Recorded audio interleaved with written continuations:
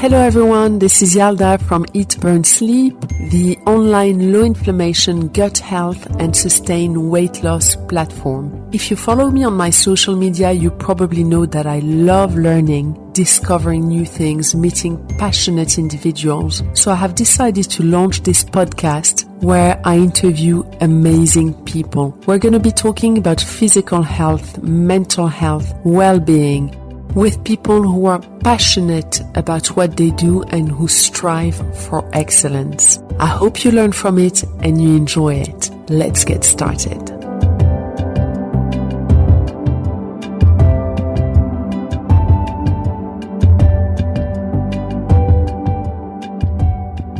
Hello everyone, welcome back to the Eat, Burn, Sleep podcast.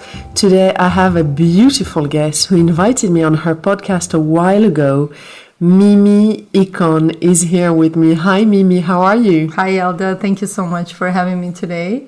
And I'm doing fantastic. It's great to see you. It's been a while. I know, so nice to see you too. So Mimi, you have achieved so much.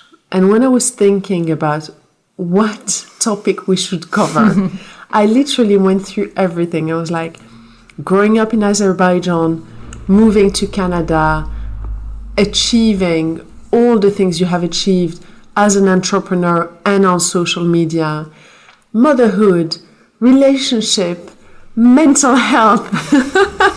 It was actually quite hard to pick a topic because there is so much you are an expert on. Oh, you're so kind. We could talk a little bit about everything, or we could pick just one topic to cover. Well, actually, there is a question that's been, in my mind. I would love to know what kind of mindset you had before moving to Canada.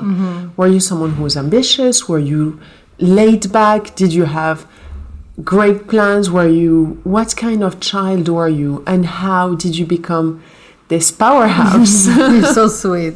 Thank you for this question. I think it's quite interesting, and I think it's an important thing to question in yourself or in others, is that importance of childhood. And I think our early years make such a huge difference in, the way we're brought up and the way we spend our early years.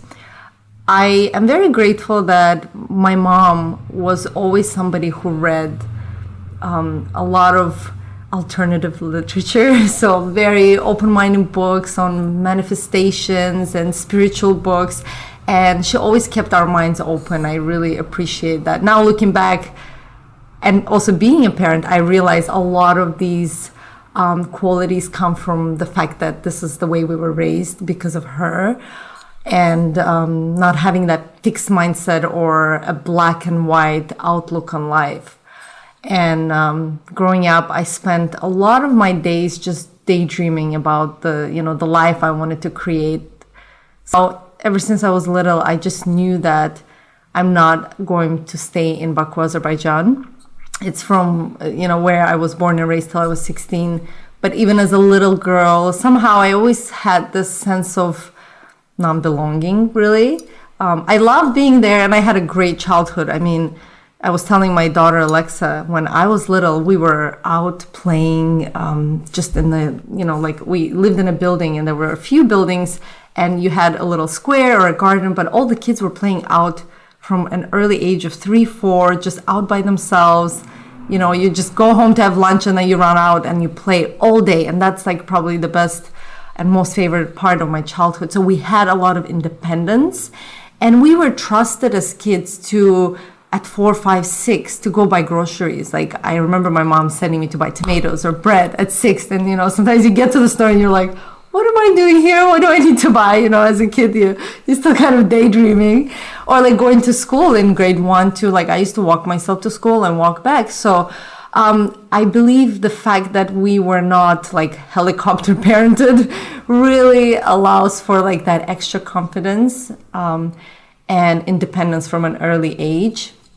However, I do have to say that I still felt like not many of my friends had big visions and dreams when they were kids. Everybody sort of had the same path. If you were a girl, you go to university and then you get married and you have kids. And for me, that was just not my dream at all. My dream was to move somewhere else. obviously we had this whole American dream because we grew up watching Hollywood movies, and we imagined this whole lifestyle, North American lifestyle, the American dream. And, you know, that was my dream, actually. It's just moving to Los Angeles or somewhere in the US and going to high school there. And, like, you know, we watch way too many American movies. And then we also, my sister and I, will love Backstreet Boys. So we used to listen to their music and, like, kind of brainwash our parents, please, let's move somewhere. And, in fact, my dad did want to immigrate since he was a young person himself. So, he decided on Canada because it was an easier process to immigrate there rather than move to US because they only have the green card system. So we did this whole immigration process, and when I was 16, our whole family immigrated. So you girls influenced your parents into emigrating? Well, this is what we think, but when I talk to my dad, he's like, no, it was my decision. But it was mutual. It was kind of important that we were all on the same page. My dad really felt strongly about moving us somewhere else and having more freedoms and possibilities and opportunities for his girls. And we felt aligned. We didn't want to stay there. We didn't want to have that path. Not to say that anything is wrong with the path of going to university and getting married right after, but it just didn't align with our vision of how we wanted to live our lives. So my sister and I were so excited when we got our visas to move to Canada. And it was just like, getting on that airplane. It was actually my first flight. Because growing up in Azerbaijan, like, you couldn't travel out unless you were a diplomat or you were very wealthy. So my whole childhood, I spent looking at the sky, looking at these airplanes flying in the sky and thinking, oh my goodness, like, would I ever get on the airplane? Like, where would I go? The places I could visit, the people I would meet, like, it would give me such butterflies in my stomach. But I believed that one day I will be that person to explore the world and meet different people and learn about cultures. And yeah, that when I turned 16 and we moved a month after, in August, so many years ago now, like 18 years ago, probably, or more, it was truly life-changing. Although it wasn't the American dream, I have to say, the reality of immigration is very different of what we obviously see in the movies, but it was nonetheless a really pivotal experience in my life, because I think also immigration makes you a tough cookie. It does. Going through that, especially at a stage of being a teenager. Yeah, it really does. That was my wake-up call, actually, moving from my little protected bubble in Morocco. How old were you? Yeah. I was 12 when I moved to France, and I went to a school where we were the only foreigners. So they weren't racist, but by definition, there was discrimination because we were different. And was this in Paris, yeah? No, I moved to Tours in the Loire Valley. Yeah.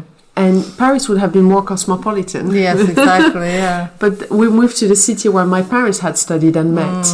And they had many friends there who welcomed us. And they were amazing. I don't want to say anything bad, but we stood out. Yep. I stood out like a sore thumb. I really did. And that was the toughening of me. That made me... Exactly. That's what gave me drive. Because before that, I was a marshmallow. I was so soft. Yeah, exactly. If you're in a comfortable environment, it's natural that you become soft. It's so interesting what you're saying about studying to then get married. I was listening to an audiobook by Sheryl Sandberg, Lean In, which is an amazing book about women and about how we fought for education, which we have. And a lot of us, and when I listened to this, I mean, my jaw fell, because I realized that she's talking about the fact that women have managed to get educated, but they haven't managed to get to the boardroom. And she said the majority of women who study, go for, advanced masters and things like that, will just end up being a housewife. There's nothing wrong with being a housewife, but investing that much time and money. And I was like, oh my goodness, I have 2 masters in finance, speak 5 languages, I had started a brilliant career, but age 29, I became a housewife. And for the first time, I realized that I followed exactly that path. And that's still something that we need to work on, all of us. And it's not against men, it's for men and for humanity to really utilize the the power, the workforce which women represent. So you met Alex when you were in Canada, when you were working in a bank. That's right. I remember you told me the story. Yeah. And then you set up your company, which you sold, and you moved to London before selling it or after? Yes, it was before. We sold it just a couple of years ago. It's going to be 2 years this December. Amazing. So when we moved to London, we had this whole idea of moving the business here, but eventually it was just too complicated for the tax purposes. But the good thing with Alex and I is just we make decisions based on what intuitively feels right, and then we figure out how to make it possible. And along the way, you might learn that things actually are not going to be exactly how you imagined, but in fact, they might be better. Yes. And it actually allowed us to become true entrepreneurs because, we couldn't move the previous business here. So it had to force us to let go and put people in place who can run the business. So ultimately, the definition of entrepreneur is that your business can actually survive without you. If tomorrow or, a year, something happens to you, for example, you're not able to be there. It has to be like a separate entity that can survive without your input for a long period of time. And it pushed us in that direction when we moved here. And we couldn't move the business here because of the whole red tape. And we kept it in Canada, and we put the right people in place, and the business grew. And eventually we just didn't feel aligned, and we decided to sell. And Amazing. I think it was the best, maybe not the best financial decision, but the best decision in regards to, again, being aligned with your purpose and your focus. And I think that's so important. And how do you manage? And I really admire you so much because Alex and you are a team for work, as parents, and as a couple, and as friends as well. How all of this falls into place, because I'm sure, all of us have failings. So one of you probably performs better in one area than the other. How do you make it work? Well, first of all, we, like you mentioned before, we met working at a bank. So when people ask us, how do you work together? It's kind of funny to us because we have never not worked together. Okay. Maybe we took a little break after the bank because we were trying to figure ourselves separately for maybe a year and a half. But then we decided to, again, come together and work together and create our first business, which was Luxy Hair. I think some couples have that synergy and some chemistry, and it just works. I'm not going to lie and say it's going to work for every couple to be able to work together and be married and have a child or children and also be friends, because I sometimes forget and take our friendship for granted. But I was talking to a friend recently who's got a child, and they're not married but they're partners, and she said, we're not friends. And I said, what do you mean? How can you be together with somebody and not be friends? But, I realize many couples aren't. They're just, Correct. Maybe they have mad chemistry and sex, but in reality, that's kind of what keeps their relationship together. They don't necessarily have to share the same beliefs. I don't know how that works, to be honest, because, again, our relationship is so different because we share that common vision and values, and that's why we have the friendship and we have the same interests. So I consider myself extremely lucky, but at the same time, I believe that you attract the relationship you envision. So for me, growing up with my parents, who I would say they're not really friends. I mean, they're still together. I love my parents so much, but they don't have similar interests. Like my mom loves going out and she loves music and going to concerts, and my dad likes football, and they have completely different interests. And in these type of relationships, I feel like you have more conflict and not such clear communication or understanding of each other, or maybe even compassion. Whereas when you're friends, that basis of communication and understanding, and of course sharing the same values, definitely helps to make the relationship more effortless. And for me, that definitely is the most important pillar that makes everything else work as parents or as business partners, is that we are friends. So I'm convinced that if you have a relationship that is first and foremost based on friendship, you will have more or less an effortless relationship. Yeah, I believe that too, actually. I really do. Because friends are the people we always go back to. Exactly. You know, we don't choose our family, Yeah. but we choose our friends. And there's a lot to be said for those moments of leisure that because you relax with your friends doing something you love and that you have in common. There's a lot in that. But I remember after I got divorced, I was trying to look at what creates a bond between people. And very interestingly, what bonds people is tough times. Tough times, absolutely. So we bond as humans much more if we go through adversity together with friends as a couple, you know, then brings us together. Yes, it does. It's a survival thing, I think. Amazing. Thank you for all this insight. So when we started chatting today, we just a little word to the listeners. We started talking about the pandemic and the effects of lockdown on people. And we started twisting it and looking at all the positives that came out of this. And I'm a firm believer that every cloud has a silver lining. Absolutely. And it's true that this time is very challenging for all of us from a mental health standpoint, economical standpoint, political, in terms of rights. There is a lot going on, and we could talk about that for hours. But Mimi and I thought we would share with you today our thoughts on the positives. So why don't you kick off and start with one positive you noticed? Well, just to begin with this, I think it's so important to keep in mind that anything that happens to us is teaching us something, and there is a reason why it's happening to us. This is how I look at anything that personally happens to me in my world, not even like globally, but I think it applies to what happens to us as humanity globally as well. If something hurts in my body, I start to question, like, why is this hurting? Is it trying to tell me something? Is it signaling something I'm not seeing? So now looking at the pandemic as a big picture that is happening, obviously everybody is affected, the whole world population is affected, is asking that question, like, why is this happening to us? And why is this happening to us now at this time? And I can say, like, if I reflect on this experience in myself, is that it's telling me to slow down and to kind of reevaluate. This is at least what I've been doing in the last, how long has it been now? Like, I was trying to calculate it. 7 months, 8 months, yeah. Probably around 8 months, depending on where you are in the world. It started off, obviously, earlier in Asia.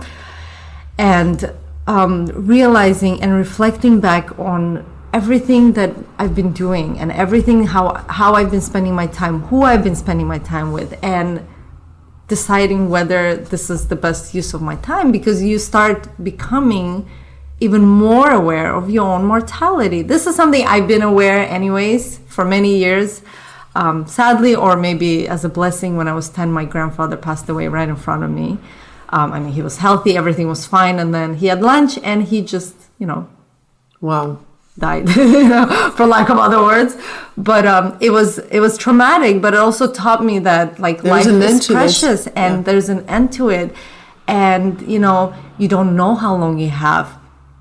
So ever since that day, I've been very much in touch with death. And I think it's so important to be in touch with death, because I think most people live their lives thinking they have forever. Honestly. So they waste their time eating crap food, being with people who don't make them feel good, who abuse them, abusing themselves with drugs or alcohol or other substances or other things that are toxic to them. And they think they have more time, but nobody knows how much time we have. And I feel like now in the past year, it's almost like people realize, like, there's death, like, we could all die, like, yeah, but, there's always been this, there's so many other ways that you can leave this world. It doesn't have to be through a virus, it could be a car accident. I've heard of so many accidents, that not in my immediate friendships, but friends of friends who in this year passed away from other things, not coronavirus, but, somebody was getting a kite from the roof for the child and Oh my fell, goodness. and you know, like crazy stories like that, like Yeah. freak accidents, right? Like things happen to people, and I think when you're in touch with death prior to something like a pandemic, you're not out of a sudden starting to get scared of death, because you realize death is part of life, and that allows you to cope better with fear. And right now, obviously, there's just so much fear. If you watch mainstream media, if you overconsume online, everybody's trying to grab attention, and they make money on that, obviously, through ads. So they're trying to get people to watch the news or read these articles online because they want your attention, because they're making more money of your attention. And as you already know, probably the best way to grab somebody's attention is fear. Yeah. Like, people are not consuming good news because it's Yeah. just human psychology. Somehow we're in a way attracted to drama. Yeah. And But an increasing number of people are stopping reading the news. good. I'm Which so is happy great, to because hear it never that. makes you feel good. Never, yeah. During this pandemic, I stopped and I thought, because all I read is some journalist who's trying to, create fear. And at the beginning of the pandemic, I became actually resentful Yeah. of those people. Yeah. I thought that it's really horrible to scare the masses like that. Yeah, when most of it is not even true, and right? what I thought to myself, I thought, I'm going to stop reading the news. Yeah. So if something really important happens, my friend will tell me. And that's what Absolutely. happens. You learn Yeah. through friends. They go, Yeah. oh, don't you know that? But Yeah. generally, it's like 4 or 5 hours later, because we're all so connected. There's no way that you don't learn. So I've noticed people read the news less and are more conscious about the content they're ingesting. And also, just before the second lockdown, so in London, before the first lockdown, everyone was in the supermarkets buying food and loo paper, and the second lockdown, everyone was in restaurants having fun, People were drinking. getting their hair done, like every store, every salon, everything was packed with people. It was just... And everyone was ridiculous. living that day as if it was their last day. And you know how you hear, live your life every day as if it was your last day. People did that. And I thought, how extraordinary. We've actually embraced this. And I think that at the end of this pandemic, we're all going to be on a high of happiness. Yeah. A bit like after a war, I was when just people... thinking that, the Yeah. war, Because you know- it again brings you closer to death, and you Yes. embrace the fact that, you know what, you don't have forever, and it can happen, and it doesn't have to happen through the virus. It can happen in many different ways, and at the end of the day, it will happen to all of us. Nobody can escape. But what you can do, now let's talk about the positives, is you can use this time in a way that makes it like it's worth living the life. Absolutely. Right? Absolutely. So these are the positive things that I've noticed in myself, and in, I would say, most of my friends. I feel like everybody's I've talked to said they had a great few months. I mean, obviously, we're all very lucky. A lot of my friends are entrepreneurs. They have their own things. Although some of them, let's say we have a friend who has restaurants. So I'm sure financially he had a horrible year, because obviously some of the restaurants were closed for months, and he employs hundreds of people. But yet he's so optimistic, and he's planning new ventures, opening new projects in the middle of this pandemic. So you realize it's all about your mindset. It's all about your attitude, and choosing to be optimistic and choosing to focus on the positive creates a completely different reality. And going back to fear for just one last moment, the way fear affects the body, I mean, it's do your own research. Don't take my word for it. But I started researching on it at the very beginning of this pandemic, because I realized I was in fear mode. And obviously, a lot of us were, because we didn't know what this was. We didn't know how it affects people. We didn't know who are the groups who will be affected the most. It was all new. And then I just realized, oh my God, I'm getting really anxious, and like this doesn't feel good in my body. And I started researching more about the effect of fear, and actually makes your immune system weak. So it makes you more, susceptible to getting the freaking virus or anything else. It shuts down your parasympathetic nervous system. It's really bad. Really bad. The answer is love. The answer is to embrace the fact that, we have to live with certain things, and also that things pass. And using this time wisely to reevaluate your whole life and really spend it in the ways that you feel like makes an impact and makes you live your personal journey or personal vision that you have for yourself. And obviously, if you don't know what that is, you have to go back and ask yourself these very difficult questions. Who am I? Why am I here? What makes me happy? Who makes me happy? It's a great reset. And I truly pray that everybody, like every single individual who has, obviously, maybe it's idealistic to think that everybody has this level of awareness, but I truly believe many people do have this level of awareness because I have this level of awareness and I know I'm not unique. And they will use this time wisely to connect with themselves and say, like, what am I doing? Why am I here? Should I be living in a city? Should I move somewhere else, maybe closer to nature? I found a lot of people are now thinking about moving away from big cities because obviously the good thing about cities is that you have all these options. You have theaters, you have museums, you have all these social gatherings and events. But if you can't use all of them, then what's the point of being in a big city? So many people are moving away closer to nature. They're thinking to grow their own food. They're thinking to do all these things they would have never thought, including us. Like these are the thoughts also we're having. So I see a lot of positives. I think there's a reason why this happened. And as a global, there will be a shift in the way people are going to live their lives going forward. For sure. And what about you? What are the positive things that came out of the pandemic for you? Well, this was forced upon us. Yeah. And for me, a massive positive was to actually live in the moment more. Yeah. So I'm someone who plans. I'm a planner. So I plan my weeks, I plan everything. Yeah. And actually planning, I've realized, gives me anxiety, which is quite crazy. So I plan, but planning gives me anxiety because I feel my diary is too full. Yes. So what I can so relate to that. So what I started doing during this, I was like, okay, first there's no more FOMO. That's the best thing that came out of this. There's no FOMO. I was thinking, even J-Lo is sitting in her house doing nothing at this right moment. I was like, every single person during the first lockdown, every single person was in their home or second home, but was at home. Yeah.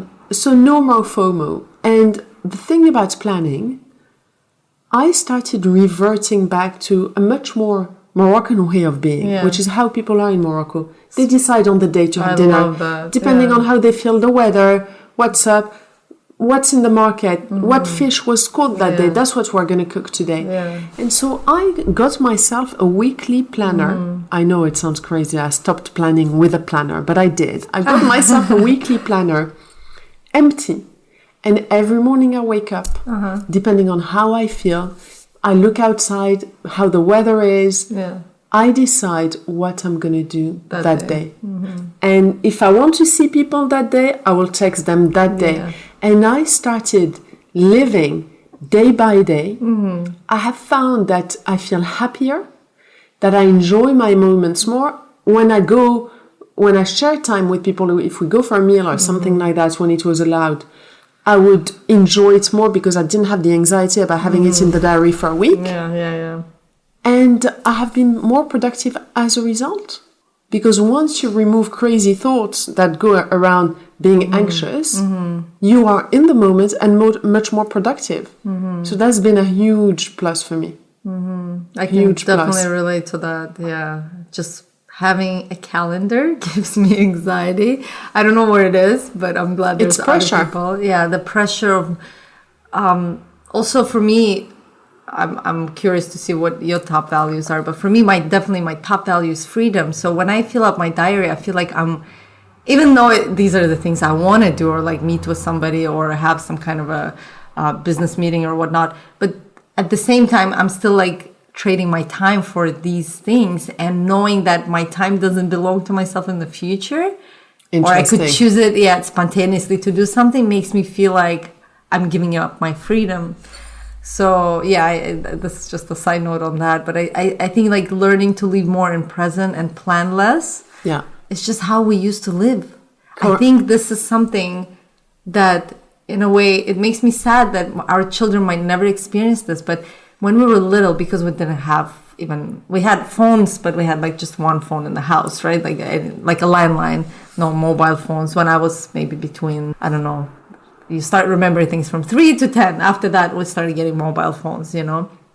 But anybody could just arrive and knock on the door and be like, hey, I'm here. Yes. And it was so magical to just have somebody arrive at your door. And sometimes it was inconvenient, you know, but you're not going to tell your friend to go away. So you let them in. Then mom would start cooking meal or making a cake. Yeah. And it was just like a holiday, and it was not planned. And it's so special because people, for some reason, wouldn't call to just say like, hey, can I come in? They would just show up.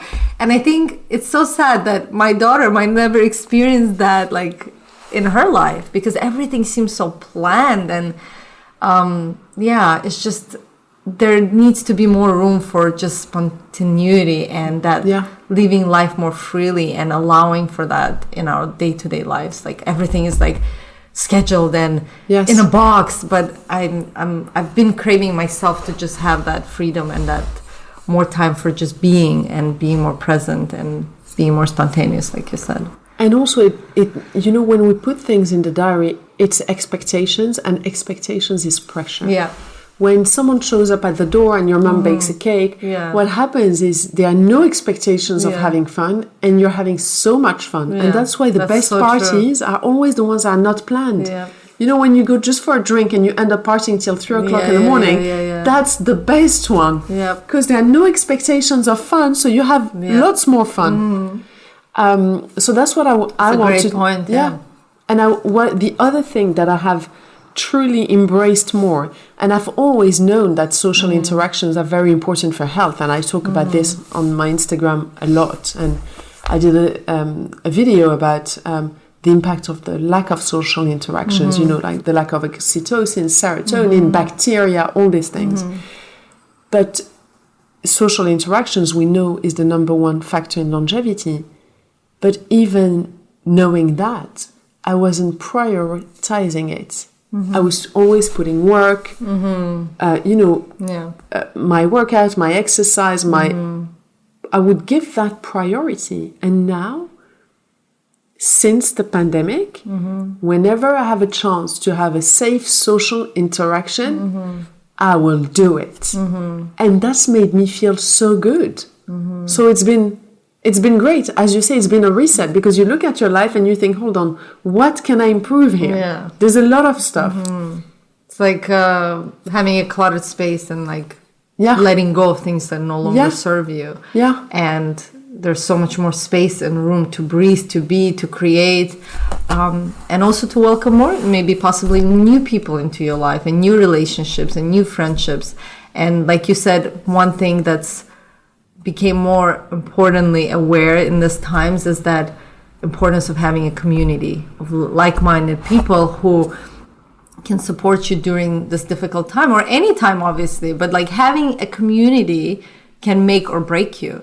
Absolutely. You know, in Russia, there's the saying, it's better to have 100 friends than have $100, because if you have 100 friends, you know, they'll provide you with favors that will be more, have more financial value than $100. So creating and building these friendships, and whether they are virtual, obviously better to have in person, but if you cannot meet with people, just having that connection, human interaction is so important. But I think, obviously physical, nothing compares to that. During this whole times, virtual, of course, became something that we all had to do. But we'll come back to hugs. We will come back to hugs. Absolutely, but personally, I so much more, again, prefer and realize the importance of like in-person interactions. And I think when all of this is over, there will be an influx of these communities being created everywhere. Absolutely. Mimi, I'm looking at the time. Thank you so much for joining us. My pleasure. I think of all the things you said, the one thing I'd like the listeners to remember is it's better to have 100 friends than $100. It's such a great saying. I'm going to keep that. It's precious. Yeah. Thank you so much for joining me today. Most of you know Mimi, but you can look her up on Instagram, Mimi Ikonn with double N. And she has all these amazing things, including the 5-minute journal, which I strongly advise. She has written a couple of books, The Bingo Theory and Book, sorry. Well, no, I have a cookbook, but that one is no longer in print. But actually, I'm doing a children's book that's coming out soon, so I'm excited about that. Okay, yeah. so watch that called space. I'm Grateful, yeah. Is it? It'll be available through Intelligent Change. So if you just follow me on Instagram, you'll know when it's out. Yes. At Mimi Ikonn. Exactly. Thank you so much, Thank you so Mimi. much for having me, and just want to say how amazing you are. Continue what you're doing. You're helping so many people around the world and touching lives in the ways you might not even realize. So keep sharing your light and all the useful information that you have learned through your own journey. Thank you so much, Mimi. I really appreciate that. Thank you.